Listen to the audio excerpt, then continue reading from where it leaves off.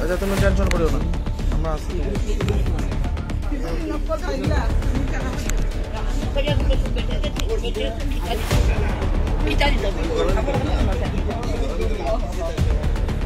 এই ধর্ম করার মনে বাধ্য হয় না।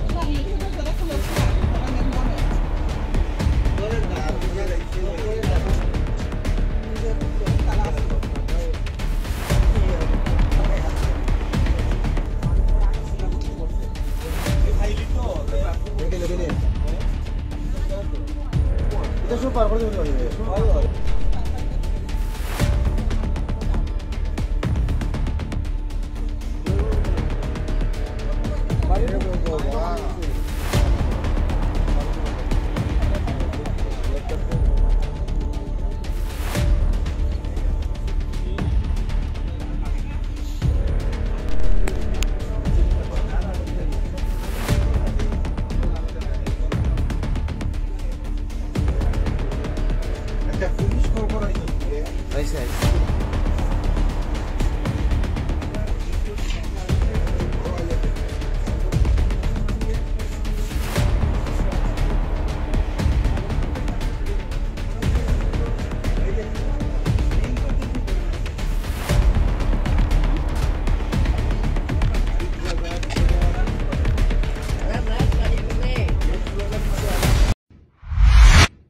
রাত্রে অনেক 2টার সময় ঘুমিয়ে আসলাম।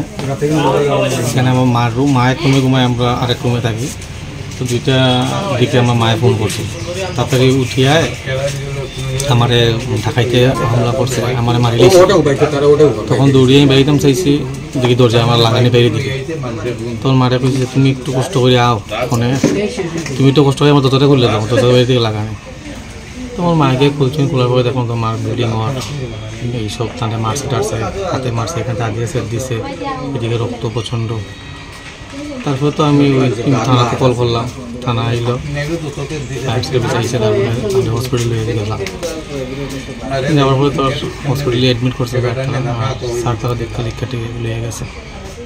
এমনিতে কি মনে হলো, কোনো সন্দেহ আছে না আপনার কারোর উপরে? এরকম কিছু মতো কোনো আইডিয়া পাইছি না, কিংবা কে কিতা করবো, কোনো সন্দেহ নাই। ফার্স্ট টাইম আপনারা? ফার্স্ট টাইম, একদম ফার্স্ট টাইম। এরকম কোনোদিন হয়েছে না। এরকম কোনো ধরনের ভয়ভীতি পাইছেন না?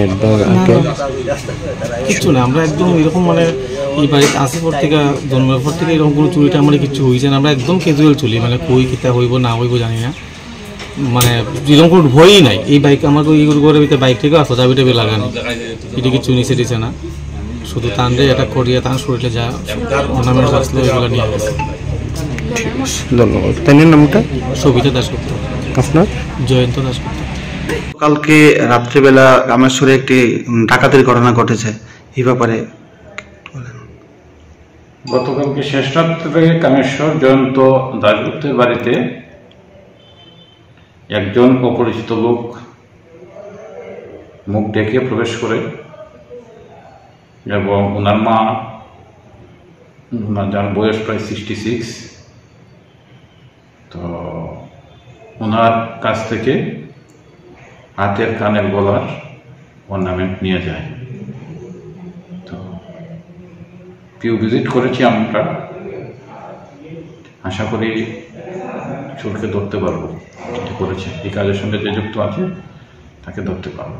স্যার আমরা জানতে পারলাম যে ধারালো অস্ত্র দিয়ে আঘাত করা হয়েছে ওনাকে। হ্যাঁ, ধারালো অস্ত্র বলতে ওনার ঘরে একটা বোতা একটা দাও ছিল, ধারালো যদি হতো ক্ষতি হয়ে যেত, তো সেই দাওটা দিয়ে ওনাকে আঘাত করা হয়েছে।